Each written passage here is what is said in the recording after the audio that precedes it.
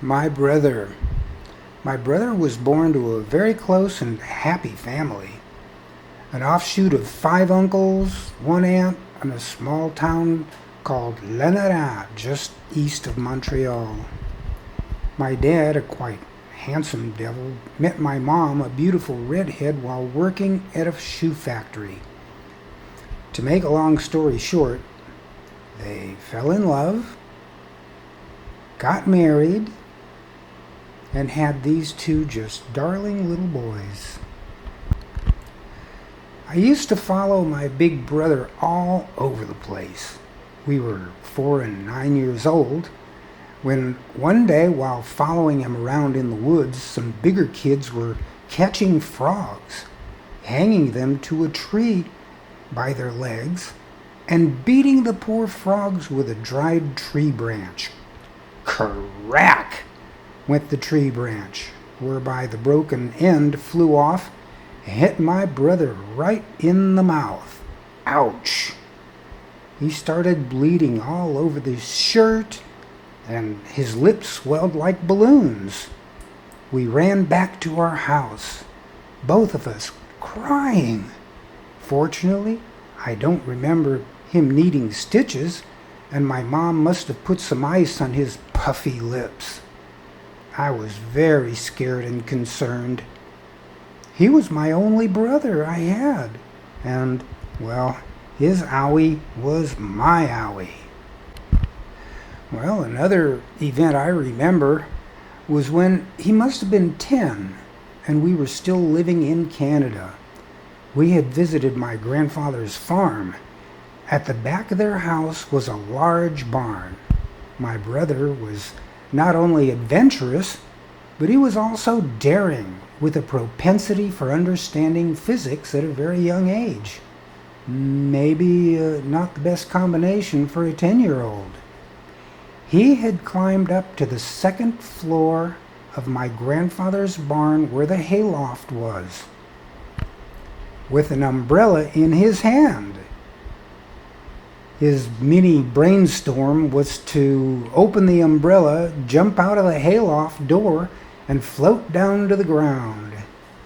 He guessed if something went wrong, there was at least a pile of hay down there that would cushion his fall.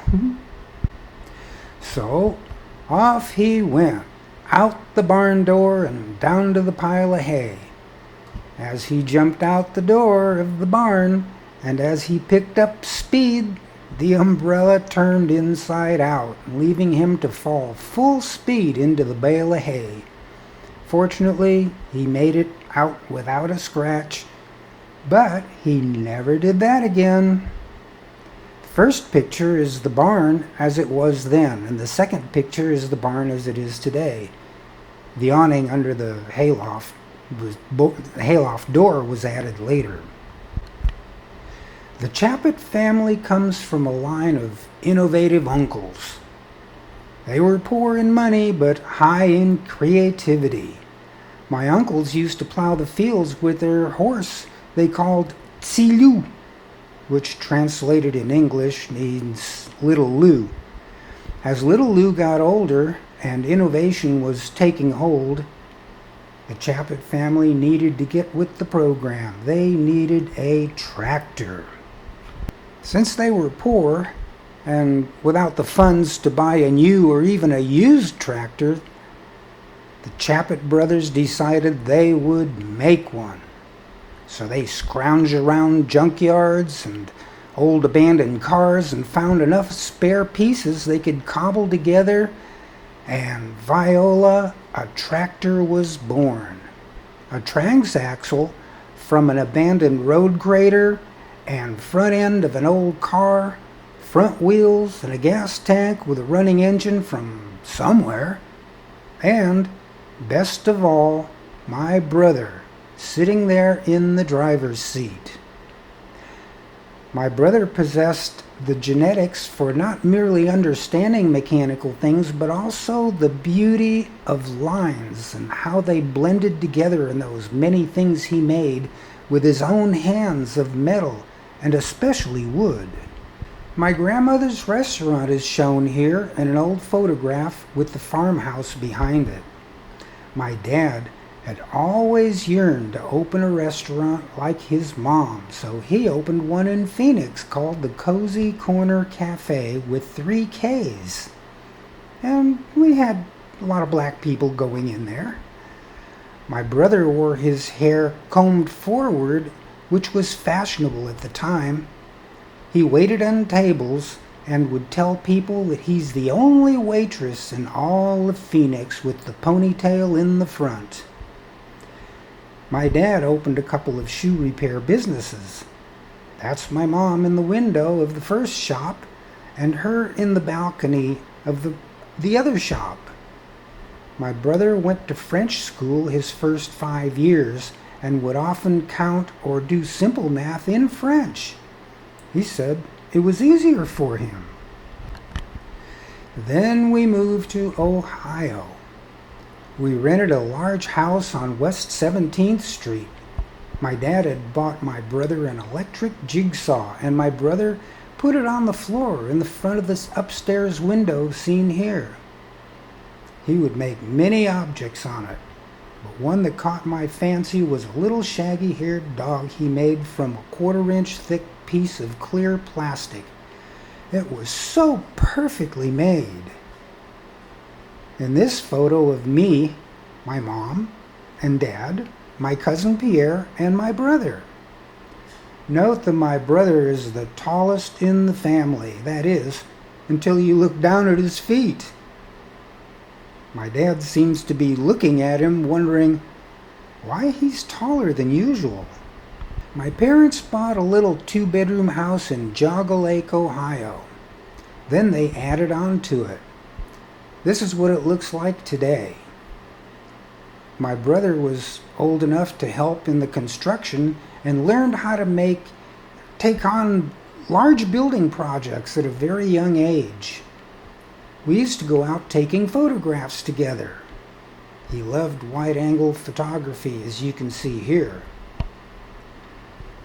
We worked on many projects. This was a lead straightening machine I designed, and my brother made it from blueprints. That was a lot of fun. Another of his talents was his ability to envision objects in 3D. He used this talent to create extremely complex shapes, all in the computer, and then machine molds of these shapes, something that prior to this could only be done with clay carved in wood or some other softer material and a machine called a pantograph to make the molds. He literally was years ahead of the curve. The photo of an electrode of a volleyball player was completely machined on a CNC when programmers were only beginning to employ these techniques. My brother had so many talents. Some of you may know that he won first place in the Kiwanis International Talent Show, hosted by Dick Clark, his last year in high school. He designed and built a 2,400 square foot house that was round and looked like a flying saucer in the woods. Here it is under construction. He single-handedly built a beautiful 2-story house in Manhattan Beach. He won a scholarship from General Motors Fisher Body Craftsman's Guild and won several other awards for his model cars.